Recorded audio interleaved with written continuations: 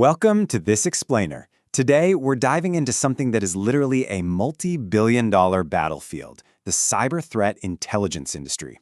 If you've ever wondered how on Earth major corporations actually defend themselves against these invisible, relentless digital attackers, well, you're in the exact right place. We are going to unpack the whole shebang, the mechanics, the data, and the truly fascinating business of fighting modern cybercrime. Let's kick things off with a number that is just absolutely staggering. $450 billion. According to our sources, that is the estimated annual cost of cybercrime to the global economy. Think about that for a second. If cybercrime were its own country, its economy would literally outpace the GDP of a lot of actual nations. It's just a massive, ongoing hemorrhage of global wealth. And look, this isn't just some isolated IT problem tucked away in a dusty server room.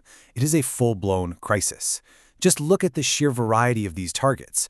We're talking retailers like Target and Home Depot, hospitality giants like Marriott, financial heavyweights like Equifax, and huge tech companies like Uber and Yahoo. Your personal data, your passwords, even your credit cards from places you interact with every single day, they are constantly under siege. The attackers might be invisible, but wow, the damage is incredibly real. So, here is our roadmap for today. First, the $450 billion cyber problem. Second, the anatomy of threat intelligence. Third, fueling the engine with data. Fourth, making sense of all the noise. Fifth, the booming CTI industry. And finally, the future of cyber defense.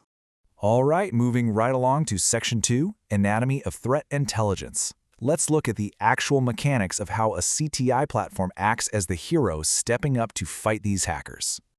Now, as we can see here, gathering clues and delivering a verdict is a highly systematic process. The general CTI lifecycle operates in 4 distinct phases. It's essentially this continuous loop, starting from intelligence planning and going all the way to usage and dissemination.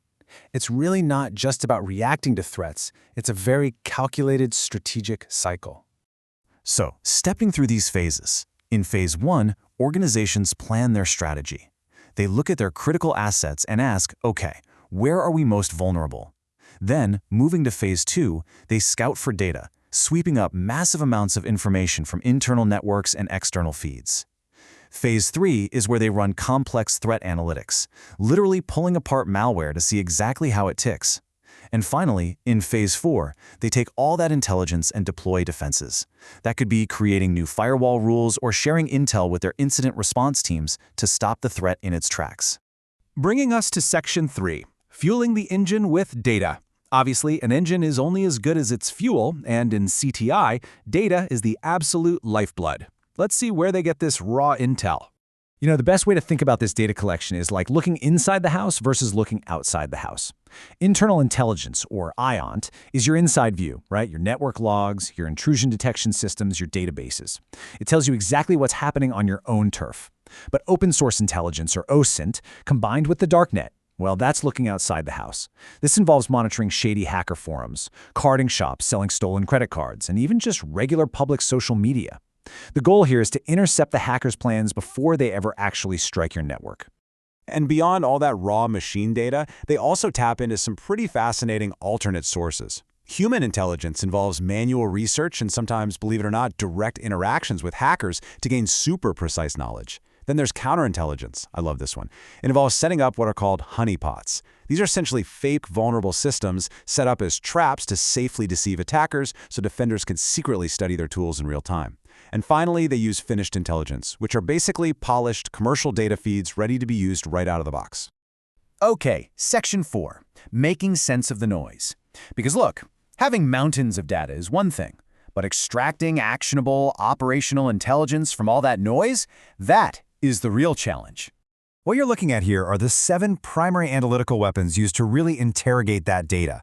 It ranges from basic summary statistics for a high-level view to event correlation, which is great for linking seemingly unrelated network activities together. You've also got IP reputation services deciding which addresses to block, all the way down to deep malware analysis and digital forensics to preserve evidence. It is a seriously comprehensive toolkit designed to piece together the entire puzzle of an attack.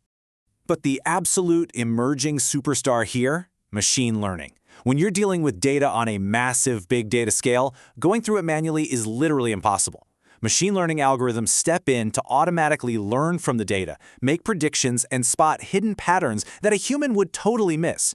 For instance, it can automatically group similar malware samples together or flag abnormal user logins in real time. It just gives defenders an incredible advantage. Section 5. The booming CTI industry. Let's pivot and look at the marketplace itself, because all of this highly technical work has spawned a massive ecosystem of startups and giants, all eager to sell these defense capabilities. Looking at the breakdown of the 91 companies reviewed in our source material, it's a fascinating landscape. First off, it's a very young market. It's heavily populated by private startups earning somewhere between $1 and $100 million in revenue. And check this out. Out of the 18 companies making over $1 billion, 14 of them are publicly traded giants.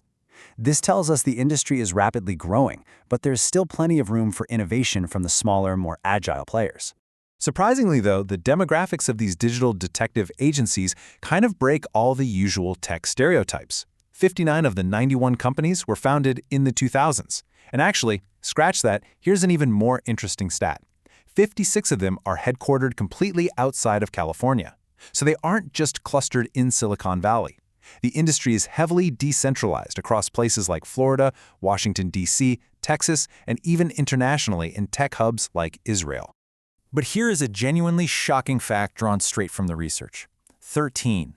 Yep, out of those 91 companies fighting cybercrime, only 13 explicitly mentioned tapping into the darknet as a data source. I mean, despite the darknet being the primary staging ground for cybercriminals to buy, sell, and plan their exploits, the vast majority of the industry is apparently leaving this absolutely critical intelligence source virtually untouched. Crazy, right?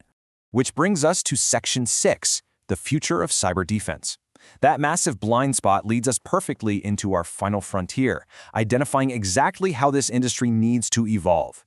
Right now, as the data shows, a lot of platforms are just way too reactive. They literally wait for an attack to happen or for a malware signature to become known. The future absolutely requires a shift to proactive, open-source intelligence. It's going to rely heavily on integrating big data and cloud computing to process information instantly. And crucially, it demands enhanced natural language processing, or NLP. This is so they can actively parse that rapidly evolving hacker slang across different languages on forums, basically predicting attacks before the hackers even get a chance to launch them. But fixing these gaps isn't just an IT problem. It's going to require a massive collaborative effort. As our source beautifully puts it, innovative solutions require interdisciplinary efforts cutting across private and public sectors.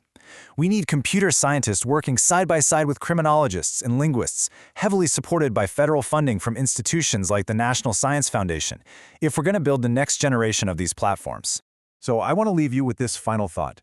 To truly protect that $450 billion global economy, cybersecurity just can't keep building taller digital walls and hiding inside the house. The industry has to proactively venture into the dark. As hackers continuously evolve and get smarter, is simply reacting to threats enough anymore? Or is it finally time for the entire industry to take the fight directly to the darknet? Thanks so much for joining me on this explainer, and as always, keep questioning the data.